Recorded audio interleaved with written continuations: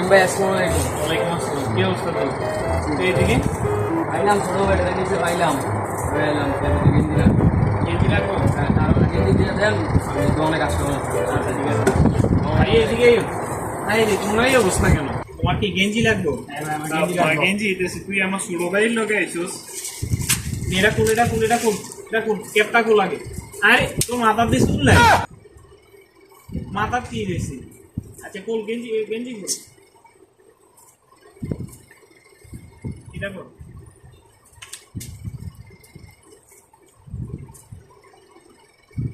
জলদি কর। নি কেপটা মাথার দিয়ে আলা দেখে লেবি। কেপটা মাথার দিয়ে আলা। ঠিক আছে নি গেঞ্জি পছন্দ হয়েছে? হ্যাঁ ভাই পছন্দ হয়েছে। আচ্ছা এবার তুই বাইরে হেসা করে বসে তোর কি হয়েছে? চুলও নাই স্যার কেপটা চুলও নাই, গাড়ার মধ্যে গিটা করে রাখছে মাইরে। কি হয়েছে বসে বাইরে তুই হেসা করে?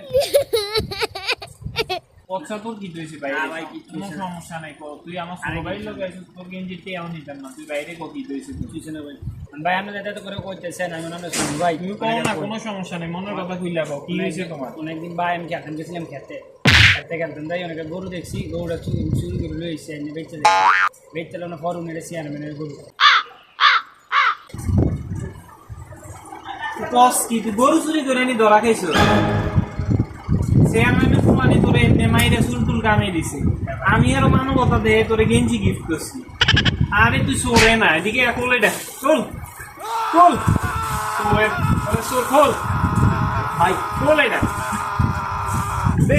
তুই বারো বারো আমার দন থেকে বারো। ভাই অন্ত বাড়িতে তুমি করতেছেন আমার গিয়ে দেন না ভাই মানে নিচে গেলে তো সরম করবো। চোরের আবার সরম। তুই বারো বারো দন থেকে বারো বারো।